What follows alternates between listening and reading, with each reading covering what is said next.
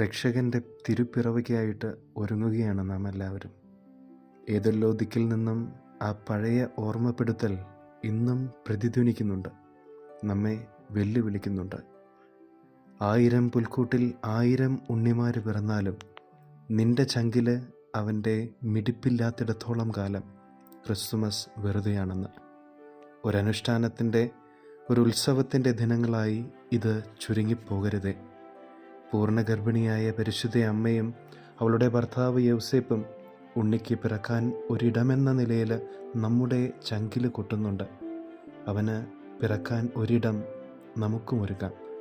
ആ ബാല്യത്തിൻ്റെ നിഷ്കളങ്കതയിലേക്ക് പോയി സുഹൃത ജപങ്ങളാലും പുണ്യങ്ങളാലും ഹൃദയമൊരുക്കാം. ഈ ഒരു ക്രിസ്തുമസ് നമുക്ക് അനുഭവമാക്കാം.